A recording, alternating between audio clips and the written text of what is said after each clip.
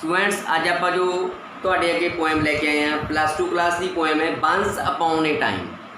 This poem is written by जैब्रिल ओकारा। देखो once upon a time from the title we come to know. जिस तरह प्यारे विद्यार्थियों अपन title तो ही पता लगता है वंस अपॉन ए टाइम। ये एक पिता अपने पुत्र नाल गल करता है भी एक समा हुंदा सी there can be seen the love between the among the people. लोगों के विच प्यार देखा जा सकता सी। अजकल there can be seen only the artificial. अजकल आर्टिफिशियल रह गया सारा कुछ। लोग हथ मिलाते हैं there is no true understand. They only say good bye. वो सिर्फ की कहते हैं गुड बाय कहते हैं। हुण मैं तुहानूं ये पोएम स्टैंजा बाय स्टैंजा ही पढ़ाऊँगा। पहला मैं तुहानूं जिहड़ी पोएम है इहदी मैं तुहानूं आउटलाइन स्टोरी दस रहा। In this poem the poet compare the innocence of the former time and the hypocrisy of the modern time. जिहड़ा कवि है ये कंपेयर करता है पहला वाली इनोसेंस ते अजकल की हिपोक्रेसी। हिपोक्रेसी हुंदा बेटा कहना कुछ करना कुछ, धोखेबाजी। In this poem a father is talking. इस कविता विच कवि अपने पुत्र नाल गल कर रहा है। He tells his son that there was a time. वो कहता है एक समा हुंदा सी when people use to laugh with their heart. जो लोग अपने दिलों हसते सी। It mean that there laughter was सिंसीयर। ये तो पता लगता है उन्होंने हासा सच्चा सी सही सी। But now people laugh with their teeth. हुण सिर्फ लोग दिखावे ने गल्लां करते हैं। It mean there laughter is artificial. तो पता लगता उन्होंने हासा आर्टिफिशियल है। They have fake and false feeling. उन्होंने फीलिंग भी फाल्स ने। In the past people Shuk hand with one another with true feeling of friendship. पहला लोगों में दोस्ती की भावना सही होंगी सी। But that time had gone. वो समा जा चुका है। The poet says that now people only shake hands without hearts. लोग हथ मिलाते हैं कोई दिल दी गल्लां नहीं होंदियां। While their left hand search his empty pouch. एक हथ जेब च होंदा है एक हथ मिलाया होंदा। इसका मतलब ये है भी कोई दिलों नहीं होंदा। This again shows the people are fake. तो पता लगता लोग फेक ने। Now people have become very formal and false. लोग बहुत ही फॉर्मल हो गए, फॉर्मैलिटियाँ करते हैं। When a person invites you to जो कोई आदमी तुहानूं घर बुलाउंदा है ही इज नॉट सिंसीयर। वो सिंसीयर नहीं होंदा। You can visit him once और to when you visit him the third time. जो तुसीं तीजी बार जाते हो he will not welcome you. वो तुहानूं निੱਘਾ स्वागत नहीं करेगा तुहाडा। It is possible that he may shut door down you. The poet से he has also started behaving like the modern man. कवि कहता है उसने भी आ मॉडर्न लोगों की तरह बिहेव करना शुरू कर दिता। Now he are also एक्सप्रैसिंग on the face for different occasion. For example different faces for home. लोगों के अलग अलग चेहरे ने, घरे अलग, ऑफिस में अलग, गलियां अलग। नाउ ही आल्सो स्माइल ने। वो भी हुण आर्टिफिशियल मैनर का हसदा है like the smile on A picture. Understand. तो बेटा हम आप इसका स्टैंजा बाई स्टैंजा इहनूं पढ़ रहे हैं तो तुहानूं पता लग जूगा। Now come on this is a poem of once upon a time. हुण मैं इनू रीड कर रहा। वंस अपॉन ए टाइम सन। पुत्र एक समा हुंदा सी दे use to laugh with their hearts. ओहो यानी कि लोग अपने दिल नाल हसदे सी। And laugh with their eyes. उन्हां दी अखां दे विच भी हासा देखा जा सकता सी। But now they only laugh with their feeling. हुण अजकल वो सिर्फ अपने दंदां नाल हसदे ने। दंदां नाल हसण दा मतलब बेटा ये है दसदिया पहला भी दंदां नाल सी। हुण इत्थे इहने क्यों वरत्या कवि ने their laughter is just only artificial. क्योंकि उन्हों का हासा की है सिर्फ एक आर्टिफिशियल है। Understand. While their eyes block cold eyes search behind my shadow. Understand. There was a time indeed. एक समा हुंदा सी दे यूज टू। देखो अपने को आईज ब्लॉक कोल्ड आईज आया हुआ है।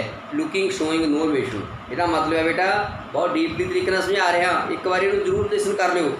आईज ब्लॉक ओल्ड आईज होंदा है देयर इज नो इमोशन। कोई इमोशन।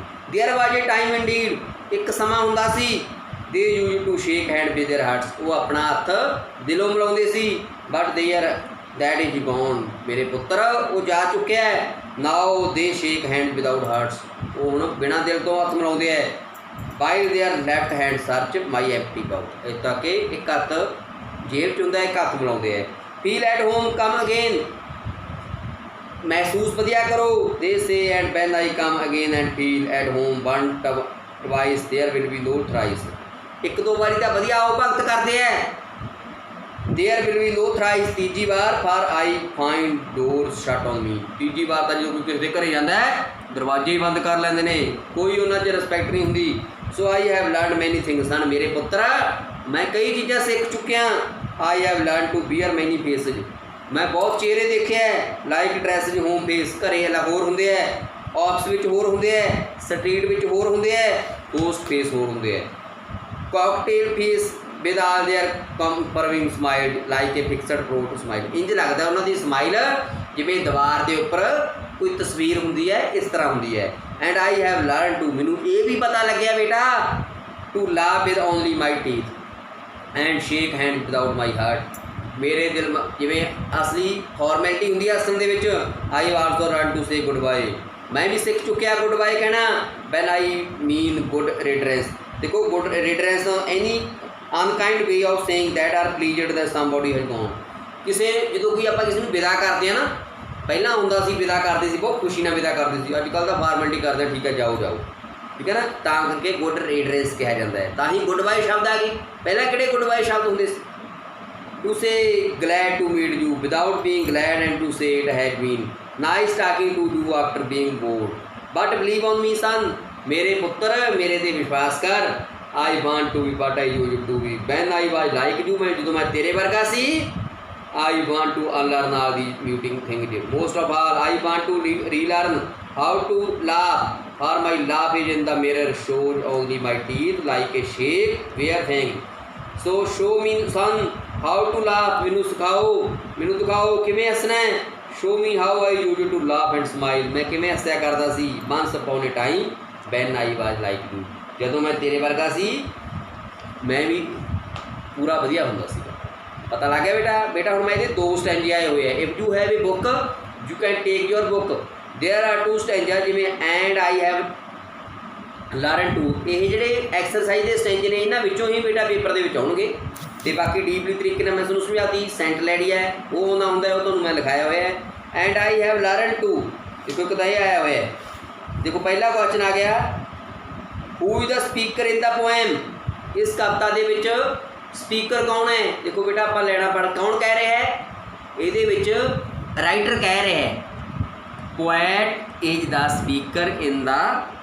पोएम, अंडरस्टैंड, सारे गल्लां पोएट कर रहे हैं ना, आपकी पेटी नाल ये आ गया, but has the poet learn to do with his feeling, कहता कवि ने की सीखा, he has learn to put on false expression on his face to hide his real feeling, की सीखा भी जी रियल फीलिंग में छुपा लो, फाल्स फीलिंग रख लो जिवें अजकल लोग करते हैं। But is the meaning of laughing with only one teeth, laughing with only one teeth का की मतलब है, he has learn to laugh without being laugh, his laughter is artificial, बेटा इसका मतलब है laughter is just only artificial, जिहड़ा laughter है की है artificial, it does not express the joy of his heart, दिलों कोई किसी की खुशी नहीं होती। What kind of life is the poet living, किस तरह की जिंदगी व्यतीत कर रहे हैं, he is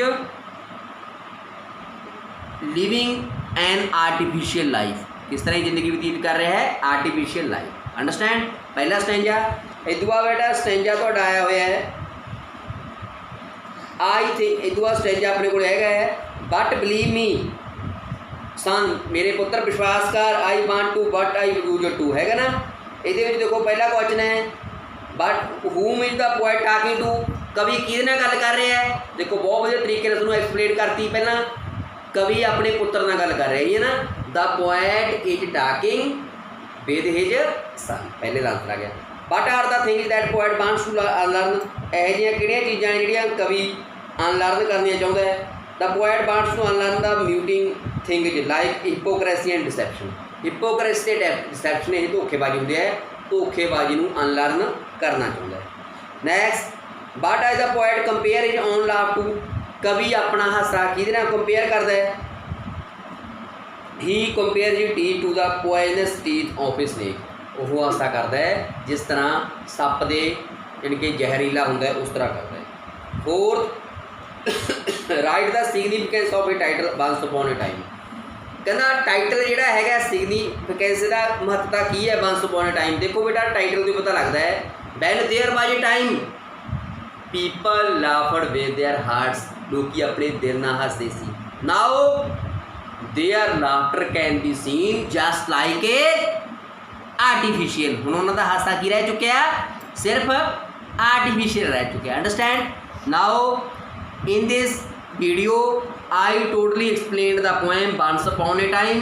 first I explain the story, then I read the stanzas, then I explained the quatrain. Understand? If you have just joined with my channel first time, my channel is Suresh हंडियाल with English Guru. Now जेकर तुसीं मेरे channel नाल पहली बार जुड़े हो Suresh हंडियाल with channel English गुरु नाल, तो मेरे इस चैनल में if you want to take new updates like these videos, जे इस तरह दी वीडियो तुसीं अपडेट लेना चाहते हो तो मेरे चैनल में शेयर सबसक्राइब जरूर कर दिओ, तो एक बार इस वीडियो को जरूर देखो। Okay, thank you very much. शुक्रिया।